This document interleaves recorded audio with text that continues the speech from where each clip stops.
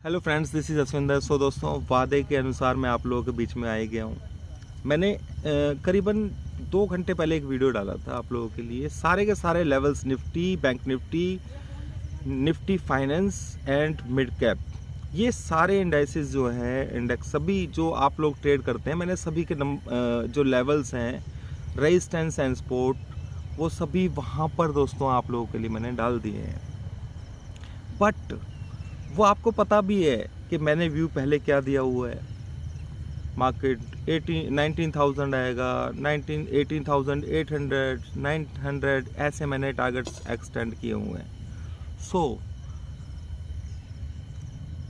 यहाँ पर मैं जो हूँ आज आप लोगों के लिए वीडियो बना रहा हूँ, क्योंकि आप लोगों के दिमाग में कहीं ना कहीं कोई ना कोई कन्फ्यूज़न है। वो कन्फ्यूज़न एक हफ्ते पहले भी थी।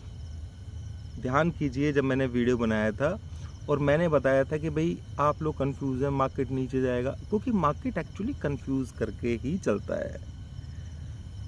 आप ये नहीं समझ सकते हैं कि भाई कोई ऐसा धुरंधर ऐसा नहीं है मेरी तरह जो ये बता सके कि मार्केट नीचे जाएगा या ऊपर जाएगा। 100% बता नहीं सकता कोई भी, ऐसा कोई आपको मेरे जैसा मिलेगा नहीं, ठीक है। तो यहाँ पर चलो दोस्तों, ये तो मजाक ही कर रहा था मैं आपको लेके जाता हूँ 1 साल पीछे, यानी कि जस्ट दिवाली से कुछ टाइम पहले की बात है। ध्यान होगा आप लोगों को कि हम 16,800 टू 17,300 के बीच में हम घूम रहे थे, ठीक है। चलो, एक बार तो कोई बंदा सही भी हो सकता है, एक बार कोई गलत भी हो सकता है। वहाँ से मैंने जो टारगेट दिया था 18,300, और पूरा मीडिया जस्ट सिर्फ एक ही बात, रिसेशन, ठीक है। 15,200 जब मार्केट उससे 6 महीने पहले था, उस वक्त भी रिसेशन, मार्केट ने न्यू हाई लगाया था। मैं पॉजिटिव था मार्केट पर, ध्यान दीजिए आप वीडियो को, ठीक है। फिर ऊपर से 16,900 से और 17,300 के बीच में मूवमेंट से मार्केट ने 18,300 का अपसाइड लगाया। उसके बाद 18,700 कुछ का हाई लगाया, फिर 18,400 पर इसका ट्रेंड चेंज हुआ था, ठीक है। ये बात है करीबन दिसंबर के आसपास की, यानी कि अक्टूबर से लेकर दिसंबर तक पूरा मार्केट बुलिश रहा। और दिसंबर में मेरा स्टेटमेंट आया कि market is going for down side 16,900 again, जिस पर बहुत सारे लोगों ने इस तरीके से भी वर्ड्स यूज़ किए कि नहीं यार, ये पॉसिबल नहीं है, 17,000 नहीं टूटेगा, ये नहीं टूटेगा, वो नहीं टूटेगा। पर जो कैलकुलेशन थी वो 16,900 exact point two point market ने रीच किया वहाँ पर। एनीवेज, ये तो कैलकुलेशन थी, इसीलिए मैं कॉन्फिडेंट रहता हूँ अपने लेवल्स के लिए। कैलकुलेशन बेस्ड है, ठीक है। Tesla gain. So next point, 16,900 पर सभी लोग नीचे की बात कर रहे थे, पाए गए 14,000। एक बार तो मैंने भी ये वर्ड यूज़ किया था आपको।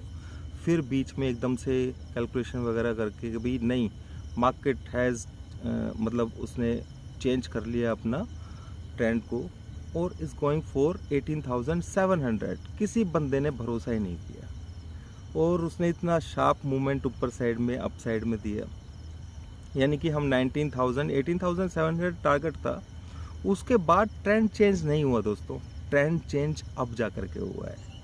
सो यहाँ से हो सकता है कि मार्केट थोड़ा सा अप साइड, ये जोन ऐसा ही है इस जगह पर 19,300 टू 19,600।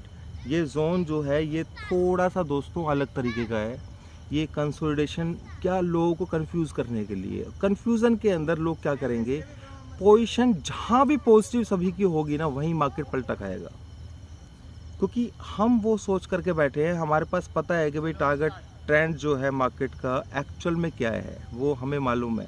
तो हम उसमें गलत तरीके की सोच अपनी नहीं लेकर के चलेंगे कि भाई एक तरफ सोच। जो बंदा इस मार्केट के अंदर वन साइड ही सोचेगा वो ही पैसा कमा सकता है, ये आप लोगों को मालूम है। हाँ, जब तक आपको क्लियरिटी, मेरे को क्लियरिटी नहीं होती दोस्तों, मैं उसके ऊपर जंप बिल्कुल नहीं करता हूँ, बिल्कुल भी जंप नहीं करता हूँ। अगर मैंने आप लोगों को बताया हुआ है कि मार्केट यहाँ से डाउन साइड में जाएगा तो ये वर्ड्स मेरे बहुत सोच समझ करके आपको बताए हुए हैं। तो सिंपल सी बात है, जो भी रेजिस्टेंस लेवल्स हैं उन लेवल्स को मार्क कर लीजिए आप लोग, और हम बहुत जल्दी 18,900 के दर्शन करने वाले हैं। ये मैं बता देता हूँ। अब की बार एक जंप और ले सकता है वो, मतलब रेजिस्टेंस के पास तक जा सकता है, पूरी कोशिश कर सकता है, कोशिश करने में कोई परेशानी नहीं है, पर उसका जाना उसे नीचे ही है। इस चीज़ को दिमाग में रख लेना। बाकी कुछ चीज़ आपको सोचने की ज़रूरत नहीं है। बड़ा पैसा कमाना है तो आपको इस तरीके की सोच लेकर के चलनी पड़ेगी, ठीक है। अगर 650 के ऊपर मार्केट सस्टेन होता है तो आपको टेंशन होनी चाहिए थोड़ी, मेरे को भी, तभी मैं तो भी टेंशन नहीं होगी दोस्तों मेरे को। पर रेजिस्टेंस तो रेजिस्टेंस है ना, अभी तो रेजिस्टेंस से हम बहुत दूर हैं। अभी हम कहाँ पर हैं? 19,300, ठीक है। टारगेट कहाँ पर? 19,600 पे हम सेल हैं ऑलरेडी। तो हम तो, अगर वो दोबारा से टेस्ट करेगा तो बहुत सारे लोग ऐसे होंगे जो सेल में होंगे, जिन्होंने ऊपर सेल किया होगा, वो लोग पजल होकर के अपनी पोजीशन को काटेंगे। पर नहीं दोस्तों, यही गलती तो नहीं करनी है।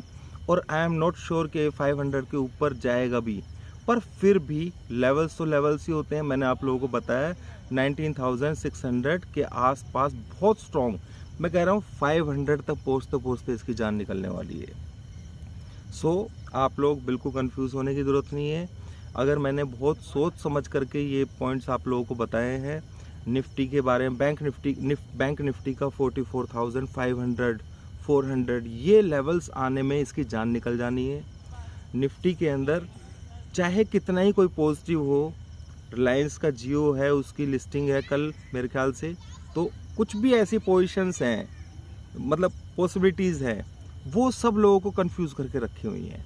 पर हमें कंफ्यूज नहीं होना है, क्योंकि हम कंफ्यूज होंगे पैसा नहीं कमा सकते दोस्तों, ठीक है। हमें सोचना पड़ेगा वन वे। अगर आपको दोनों तरफ का सोचना है तो ये मार्केट आप लोगों के लिए है ही नहीं। फिर आप वेट कीजिए करेक्शन का। जब भी करेक्शन आएगा, जो 9 साल में 10 साल में आता है, उसमें स्टॉक्स में पैसा लगाइए, आपको बेनिफिट मिलेगा। पर अगर आप रियली में पैसा कमाना चाहते हैं तो आपको एक तरफ सोचना ही पड़ेगा। उसी तरीके से मैं सोचता हूँ, और इसीलिए मैं आप लोगों के सामने अपने जो व्यूज़ हैं वो आपके सामने लगातार लाता रहता हूँ।